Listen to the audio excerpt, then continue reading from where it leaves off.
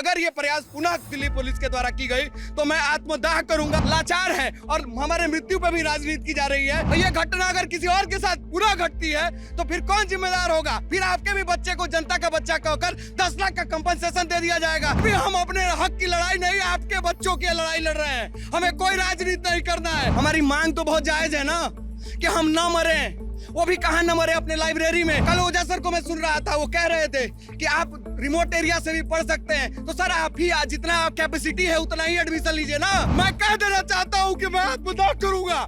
मैं दिल से टूटा हूँ। मैं 50 लाख रुपए इन सारे संस्थानों को देने के लिए तैयार हूँ, अपनी जमीन बेचकर, कि ऐसी मौतें फिर ना हो, इसकी हमें एश्योरिटी दे दें कि फिर किसी पिता का बेटा इस तरह सपने को जागता हुआ सो न जाए। वो एहसान नहीं है, कोई मुआवजा नहीं है। और दे सके तो एक एम्प्लॉय ही उनके घर दे देना, जो उनके माता पिता बीमार हो तो दवाई ला कर दे सके। लाइब्रेरी का किराया पहले 1800 था, अब 4000 है, दुगना से भी ज्यादा। जब तारे लटक रही हैं तो इलेक्ट्रिसिटी लगना वो लाजमी हो जाता है। These casualties are not a question of if, it's a question of when they happen. The best way to earn money is to show someone a dream.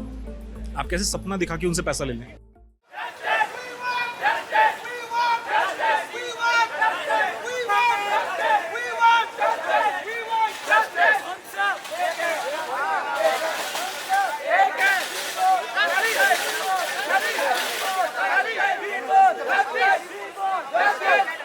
Amol Rajendra Nagar में हैं। लगातार 27 जुलाई के बाद से प्रदर्शन चल रहा है और अभी आपने देखा छात्र अचानक से आक्रोशित हो गए थे, बैरिकेडिंग के पास हल्ला कर रहे थे। उसका मामला क्या है, क्यों आप लोग हल्ला कर रहे थे अचानक से?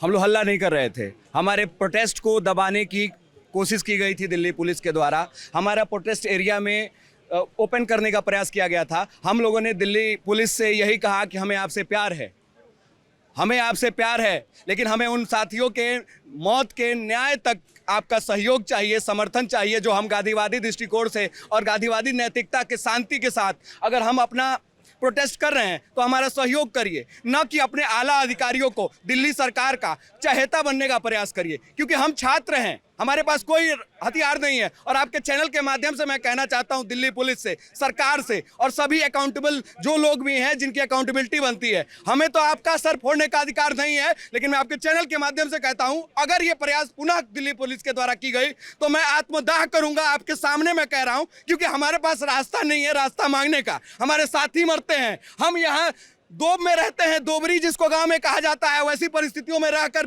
20,000 25,000 महीने का देने पे लाचार है और हमारे मृत्यु पे भी राजनीति की जा रही है और दिल्ली प्रशासन के द्वारा हमें कोई सहयोग नहीं दिया जा रहा है। मैं अपने साथियों के साथ इस प्रोटेस्ट को खत्म कराने का प्रयास किया गया, उसके लिए हम खड़े थे। हम वहाँ कोई हल्ला नहीं कर रहे थे, हम दिल्ली पुलिस को आई लव यू का नारा दे रहे थे कि हमारा सहयोग दो, क्योंकि दिल्ली पुलिस के भी बच्चे हो सकते हैं, कल किसी गांव का एक बच्चा भी हो सकता है, दिल्ली के आला अधिकारी का भी बच्चा होगा और किसान का भी बच्चा होगा। हम सबकी लड़ाई लड़ रहे हैं, इस बात को समझा जाए। लड़के लड़की सबके होंगे और ये घटना अगर किसी और के साथ पूरा घटती है तो फिर कौन जिम्मेदार होगा? फिर आपके भी बच्चे को जनता का बच्चा कहकर 10 लाख का कंपनसेशन दे दिया जाएगा। क्या आप देंगे अपने बच्चे के लिए 10 लाख? लेंगे आप 10 लाख तो आप करिए, हमें रोक दीजिए। लेकिन मैं मीडिया के माध्यम से दिल्ली सरकार से कह देना चाहता हूँ, मैं कह देना चाहता हूँ कि मैं आत्मदाह करूंगा। मैं दिल से टूटा हूँ दिल्ली प्रशासन का ये रवैया देखकर कि हम सभी छात्रों ने बड़ी मेहनत से, हमारा एक एक मिनट कीमती है, हमारा प्रीलिम्स आ रहा है, किसी का स्टेट का, किसी का मेंस हुआ है, और फिर भी हम अपने हक की लड़ाई नहीं, आपके बच्चों की लड़ाई लड़ रहे हैं। हमें कोई राजनीति नहीं करना है। और मैं शासन से कह देना चाहता हूँ, सर आप नेशनल मीडिया पर्सन है, मैं करूंगा आत्मदाह। मैं ओजस्वी मिश्रा कुशीनगर से आता हूँ, उत्तर प्रदेश से, क्योंकि हम लोग तो सो जाएंगे सर। हमारे सपने तो यही है ना कि लोगों की सेवा कर सके, और सेवा करने से पहले अगर प्रशासन सुलाना चाहता है तो सुला दे। हमें कोई राजनीति नहीं करना, लेकिन हम सो जाएंगे। हम दिल्ली प्रशासन को ये सचेत आपके माध्यम से कर देना चाहते हैं, दिल्ली शासन और एमसीडी को कह देना चाहते हैं कि अब अगर कोई एक भी निर्दोष मरा तो एक मैं भी अपने माँ बाप का बेटा, मैं भी सो जाऊंगा, मैं सोऊंगा दिल्ली प्रशासन के सामने। बाकी ठीक है, आप की बात नहीं करते ना? नहीं, अब इस तरह से हम तो गांधीवादी तरीके से हमारी डिमांड में हम कहीं प्रशासन का दुरुपयोग नहीं कर रहे हैं, हम हर जगह सहयोग कर रहे हैं। हमारी मांग तो बहुत जायज है ना कि हम ना मरे, वो भी कहाँ न मरे, अपने लाइब्रेरी में। और इतना बड़ा संस्थान है, हजारों करोड़ का व्यापार होने के बाद भी इनको अपने स्टोर रूम में लाइब्रेरी खोलनी पड़ रही है। समझिए कि ये कितने बड़े मतलब प्रोफेशनलिज्म के शिकार हो गए हैं कि इथिकल इंटीग्रिटी इनका खत्म है। राउज आईएएस का इथिकल इंटीग्रिटी खत्म है, सारे कोचिंग इंस्टीट्यूट का है। कल ओझा सर को मैं सुन रहा था, वो कह रहे थे कि आप रिमोट एरिया से भी पढ़ सकते हैं। तो सर आप ही जितना कैपेसिटी है उतना ही एडमिशन लीजिए ना, जितना कैपेसिटी है उतना ही एडमिशन लीजिए। बाहर बाकी बच्चे तो ऑनलाइन में शिफ्ट हो ही जाएंगे। ये एक्शन तो आपके तरफ से होगा। आपने तो गले लगा लिया है कि आ जाओ, पूरी भीड़ आ जाओ, जमात आ जाओ, दिल्ली की इकोनॉमी को बूम कर देना है, लड़कों को शोषण कर देना है, सपने तोड़ देना है। और हम अगर धरना कर रहे हैं तो या तो पुलिस प्रशासन से डर जाएं कि मुकदमा हो जाएगा, हम एग्जाम नहीं दे सकते हैं, या फिर मुकदमा से डरे तो प्रोटेस्ट खत्म कर दें। हम तो आग्रह कर रहे हैं ना दिल्ली पुलिस से। थोड़ा सा इस प्रोटेस्ट के बारे में जानना चाहता हूँ। जैसे कोर्ट में सुनवाई चल रही है ना, हाई कोर्ट ने कह दिया है कि सीबीआई जांच करेगी, है ना। डांट भी काफ़ी लगाई पुलिस को, प्रशासन को। एमसीडी कमिश्नर पेश हुए थे, उनको काफ़ी डांट लगाई गई। तो अब जैसे प्रोटेस्ट आगे की दशा दिशा क्या है, आगे किस तरफ जा रहा है, सॉल्यूशन क्या है, क्या चाहते हैं, अपेक्षा क्या है? हम चाहते हैं कि ऐसी घटना पुनः ना हो। पिछले साल मुखर्जी नगर में घटना हुई, इस घटना से पहले एक नीलेश राय की मृत्यु हुई, और फिर ये घटना। सीबीआई को हैंडल करके ये चीज़ तो बहुत अच्छी की गई है कि सीबीआई एक स्वायत्त संस्था है जो अपना एक अलग से जांच कमेटी बैठाएगी, क्योंकि राउज आईएएस कोई साधारण इंस्टीट्यूट नहीं है, कोई स्कूल और कोई महाविद्यालय और विश्वविद्यालय नहीं है। राउज आईएएस वो संस्थान है जहां से इस देश के तमाम बड़े आला अधिकारी जो आज चीफ सेक्रेटरी लेवल पे होंगे, पीएमओ में होंगे, वो होंगे। और राउज आईएएस के एक कॉल पे ना वो गुरु दक्षिणा दे रहे होंगे, लाइक डिजॉल्व लाइक, और क्लास थ्योरी के तहत वो एक क्लास में कन्वर्ट हो गए हैं कि उनकी गलती ये छिपाएंगे, इनकी गलती वो छुपाएंगे। इन गलतियों को छुपाने से जो नेक्सास बनता है, और दिल्ली पुलिस के हाथ में अगर ये जांच जाती और ये नेक्सास अगर बनता यहाँ पे, तो शायद जांच प्रक्रिया में बाधित हो सकती थी। सीबीआई से हमें उम्मीद है कि वो राष्ट्रीय संस्थान है और हमारा सहयोग करेगी और जांच निष्पक्षता के साथ होगी। अभी जैसे आप कंपनसेशन की बात कर रहे थे, मैंने देखा, और मैं कुछ छात्रों से बात भी कर रहा था। 2-3 चिट्ठियां हैं जो सोशल मीडिया पे काफ़ी वायरल हैं। वाजिर अहमद रावी आगे कोचिंग है, उसकी आई है, नेक्स्ट आईएएस की शायद आई है, दृष्टि की भी आ गई एक, जिसमें उन्होंने कंपनसेशन की बात की है कि 10 लाख रुपए हम देंगे। राव आईएएस कह रहा है कि 25 लाख रुपए अभी देंगे, 25 लाख रुपए बाद में देंगे 6 महीने के अंदर। और उसके अलावा साथ में एक ऑप्शन ये भी दिया गया कि जो राव आईएएस कोचिंग नहीं चल रही है, तो यहाँ जो बच्चे एनरोल थे वो पढ़ सकते हैं उनके इंस्टीट्यूट्स में आके। तो इसको कैसे देख रहे हैं छात्र यहाँ के? मैं तो कहता हूँ कि मेरे घर में मेरे पिताजी के पास खेत है और 3 बच्चे मरे हैं, इनके 10-10 लाख 30 लाख रुपए हुए। मैं 50-50 लाख रुपए इन सारे संस्थानों को देने के लिए तैयार हूं अपनी ज़मीन बेचकर, कि ऐसी मौतें फिर ना हो, इसकी हमें एश्योरिटी दे दें। मैं कह रहा हूं, साधारण आदमी का बेटा हूं, 10-5 बीघा खेत होगा, मैं बेचकर अपने पिता की ज़मीन बेच लाऊंगा कि फिर किसी पिता का बेटा इस तरह सपने को जागता हुआ सो न जाए। मैं इस कंपनसेशन 10 लाख क्या है, 10 लाख तो यहाँ 1 साल में खर्च हो जाता है। इनकी कोचिंग संस्थान की फीस है 2-2.5 लाख रुपए, इनका फिर ऑप्शनल का फीस है लगभग 60 से 1 लाख रुपए के बीच में। 3 लाख ये हो गया, और 35-40 हज़ार रुपया महीने का चाहिए, ये जोड़ लीजिए तो 10 लाख नहीं हुआ।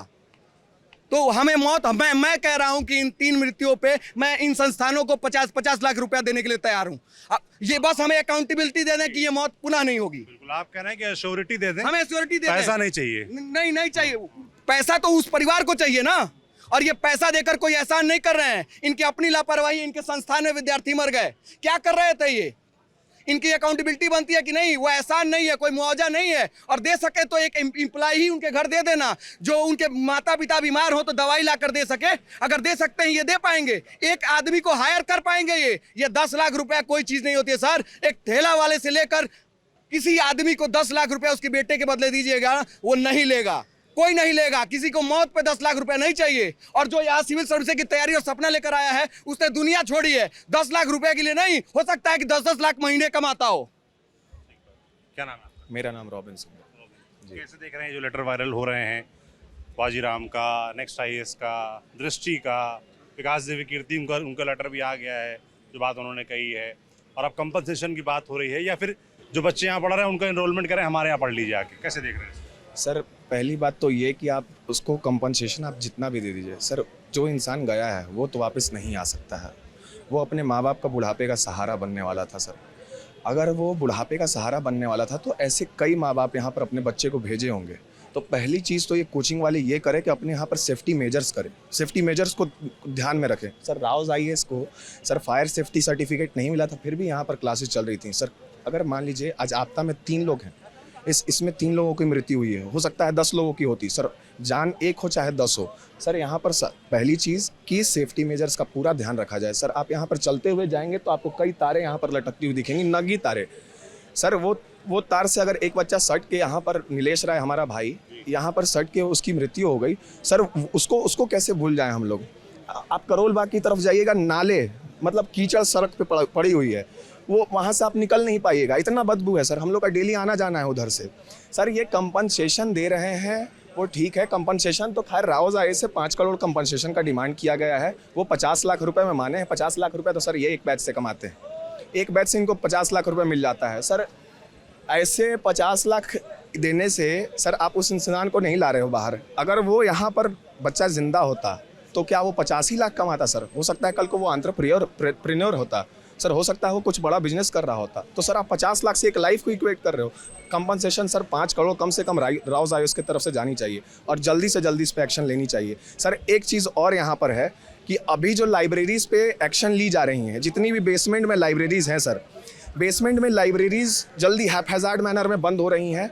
मेरे कई मित्र मेन से लिख रहे हैं सर, तुरंत इतनी जल्दी मतलब डिसमेंटल किया जा रहा है लाइब्रेरी को कि बच्चों को किताब निकालने का समय भी नहीं दिया जा रहा है। किताबों को बाहर ला के रख दिया जा रहा है और पानी में किताबें भीग रही हैं सर। मेरा ये रिक्वेस्ट है एजेंसी से, एमसीडी से, कि इसको फेज मैनर में किया जाए। अगर 1 महीना का आप नोटिस पीरियड देंगे कि हाँ लाइब्रेरी चल रही थी इलीगल तरीके से और वो एमसीडी की गलती थी क्योंकि वो जांच नहीं करती थी इस चीज़ का।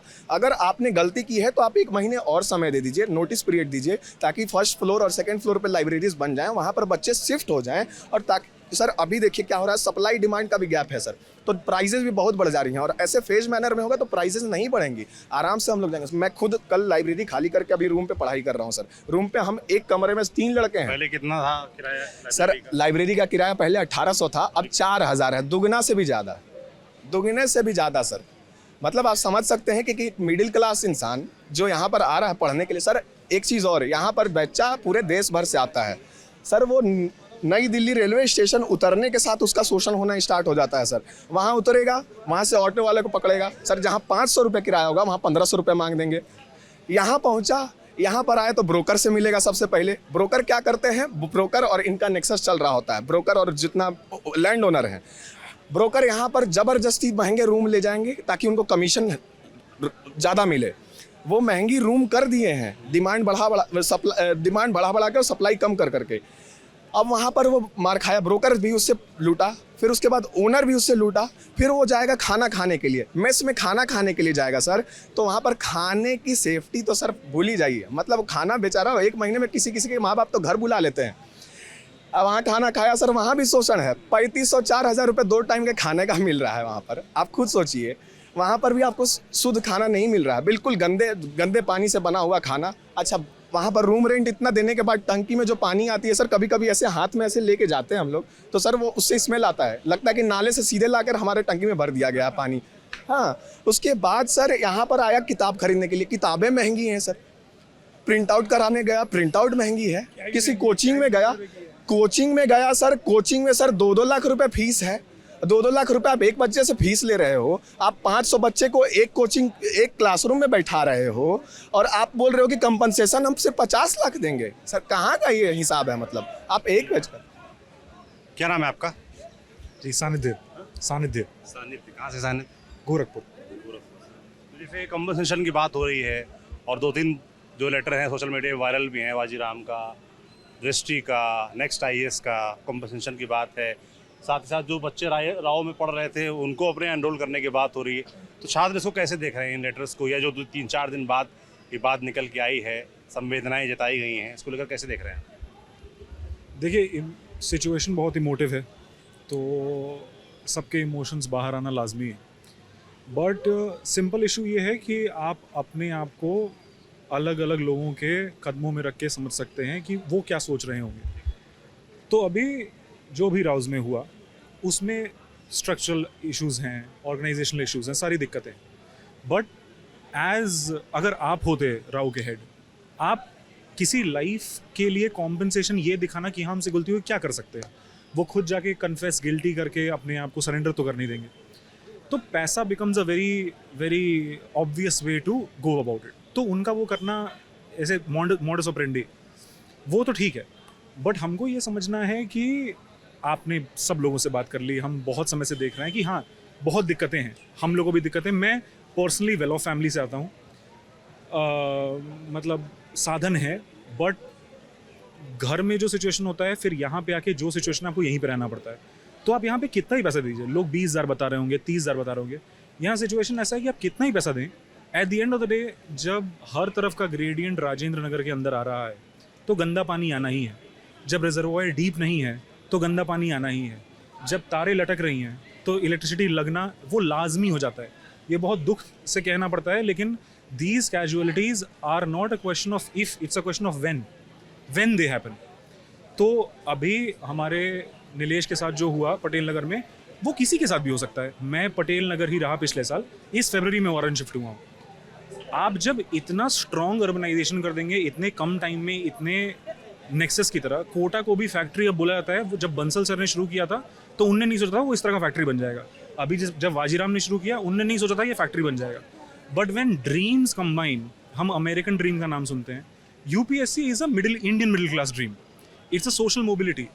आप यूपीएससी बन जाएंगे, मेरे पापा खुद डॉक्टर हैं, बट ये लगता है कि हाँ आप यूपीएससी कर लो तो कुछ अलग ही हो जाएगा। वो नाना जी ने भी भरा, पापा ने भी भरा, वो सबकी सोच होती है, सब लोग अपने सपने लेके आते हैं। ये तरह की दिक्कतें होना भी लाजमी है, बिकॉज इतने आप जब देख रहे हो इतना सप्लाई है और इतना डिमांड है, आप उसमें से अपना प्रॉफिट निकालना चाहते हो। अगर लैंड प्राइस इतने ज़्यादा है, कोई भी कोशिश करेगा कि हम कम से कम रिसोर्स में, कम से कम जगह में ज़्यादा से ज़्यादा पैसा बना ले। ना द इशू इज़ कि अगर हमको एक्चुअली इसके सोल्यूशन पे जाना है तो हमको देखना पड़ेगा, कोई भी, अगर आप राव के हेड होते आप क्या कर लेते। अगर कोई भी, यहाँ सब लोग पैसा बना रहे हैं, और the best way to earn money is to show someone a dream. आप कैसे सपना दिखा के उनसे पैसा ले लें। वो आप एक्टर बनना चाहते हो, क्रिकेटर बनना चाहते हो, यूपीएससी निकालना चाहते हो, वो सपनों को मोनेटाइज कर रहे हैं, तो वो सबको ही कर रहा है। बट इशू यहाँ पे ये है कि मेरे जानने में भी कल ही आया कि दिल्ली में सिर्फ ड्रेनेज का पानी मैनेज करने के लिए 8 एजेंसीज हैं।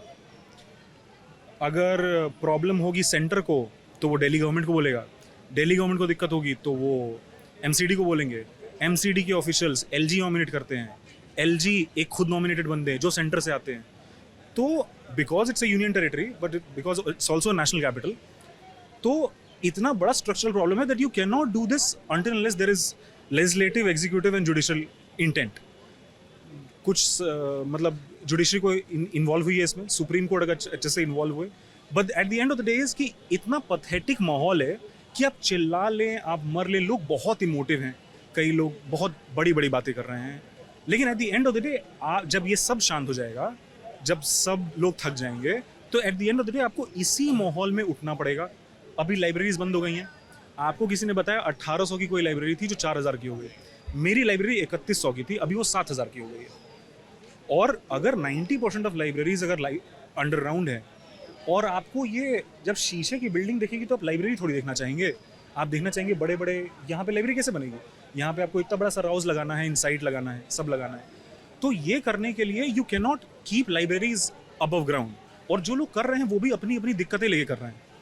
तो वो पैसे की दिक्कत कोई लेगा नहीं, लोग सस्ते में ज़्यादा से ज़्यादा पैसा कमाना चाहेंगे, तो वो सारे बेसमेंट में है। अभी आप ये बताइए, आपकी अंडरस्टैंडिंग में अभी क्या होगा, ये सारे बेसमेंट्स में मिट्टी भरा जाएगा। जब ये सब ठंडा हो जाएगा, जब सब उम्र सब निकल जाएगा, तो सब वापस से लाइब्रेरीज खुल जाएंगी, सब लोग वैसे ही रहेंगे। कह रहे हैं कि जो चीज़ें हो रही हैं वो सब तत्काल दिख रही हैं, और आने वाले समय में सब बड़ा यूजुअल हो जाएगा, जैसा था वैसे हो जाएगा। लॉन्ग फॉर्म सोल्यूशन की तरफ कोई नहीं बढ़ रहा है, ना उसकी बात हो रही है, और ना आपको लगता वो होगा। कोई फाइनल सॉल्यूशन, फाइनल हल नहीं निकलने वाला है इसका। फाइनल सॉल्यूशन तभी निकलेगा जब सरकारें, जो हमारा मेन स्टेट है, स्टेट इज़ ऑल पावरफुल। हमारे पास एक ताकत होती है, वो 5 साल में वोट करना। हमने कर दिया, वो लोग चले गए हैं। हमारे पास डेमोक्रेसी से बेटर मॉडल नहीं है, हमारे पास हमारा डेमोक्रेटिक डिवोल्यूशन है, सेंटर पे ताकत है, स्टेट पे ताकत है। जब तक the all powerful, the omnipresent, omniscient, omnipotent state, जब तक वो कुछ ना करे तब तक हम नहीं कर सकते। इंटेंट की कमी है कुल मिला के।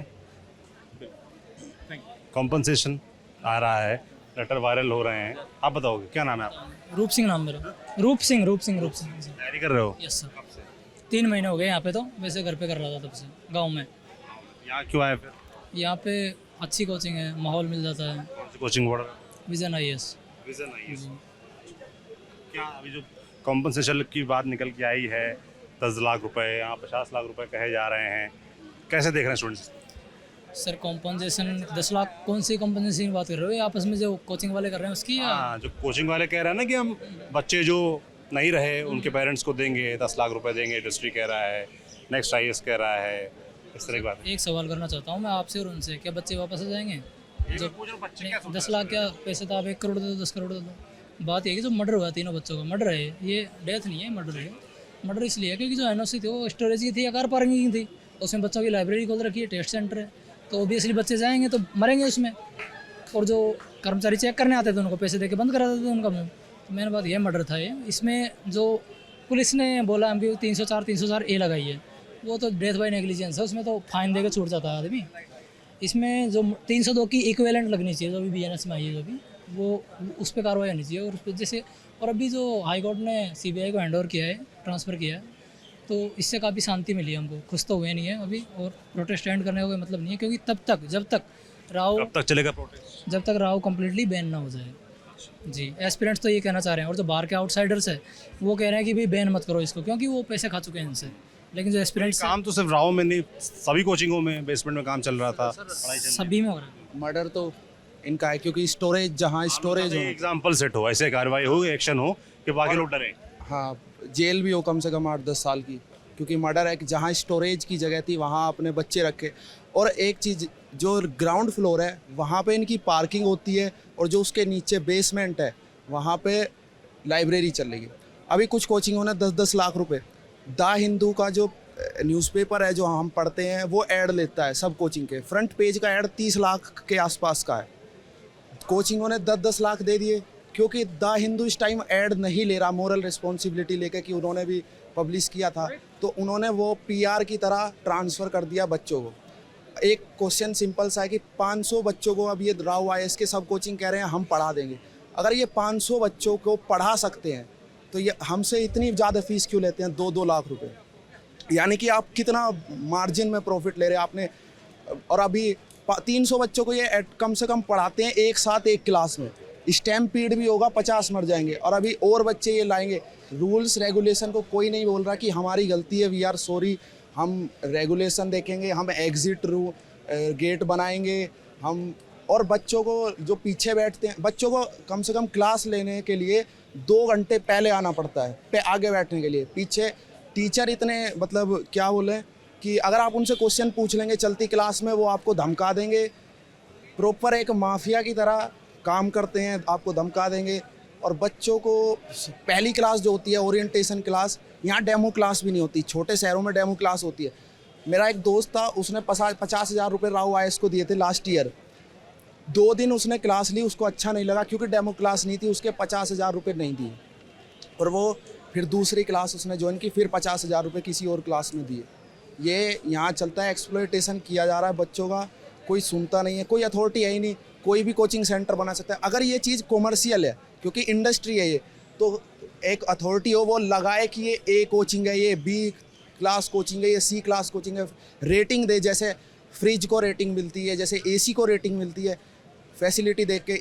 CBSE का कोई स्कूल हो, छोटा कोई स्कूल हो, वहाँ बोर्ड जो है सब कुछ चेक करता है, लेकिन यहाँ कोई भी चेक नहीं करता, सिर्फ NOC। रेगुलेटरी प्रॉपर बननी चाहिए, आप कोई कह रहे हैं। regulatory जो सभी कोचिंग्स चल रही हैं उनको रेगुलेशन करे, बताता रहे, रिव्यू करता रहे, आप लोगों के बारे में जानकारी देता रहे, ताकि आप लोग के लिए भी चूज करना इजी रहे। साथ ही साथ इससे जो फीस वगैरह ज़्यादा आप लोग कह रहे हैं उस पर भी लगाम लगेगी। फीस फैसिलिटीज़ के अकॉर्डिंग मिले। अब वही चीज़ है, प्रॉफिट मार्जिन भी इनका देखा जाएगा, तो वही चीज़ है। बिल्कुल, तो ये छात्र हैं, लगातार प्रोटेस्ट जारी है और प्रोटेस्ट जारी रहेगा, ऐसा छात्रों का कहना है, जब तक कि उनकी तमाम डिमांड्स हैं वो पूरी नहीं हो जाती और एक फाइनल सॉल्यूशन नहीं निकलता। बाकी एक पक्ष ये भी निकल के आया कि जो एक्शन लिए जा रहा है, तमाम लाइब्रेरीज लगातार बंद की जा रही हैं, उससे यहाँ स्टूडेंट्स को दिक्कत ये आ रही है कि रेट काफ़ी ज़्यादा बढ़ रहे हैं। जो लाइब्रेरी 1800 की थी वो 4000 की हो गई, काफ़ी बच्चे घर भी वापस जा रहे हैं।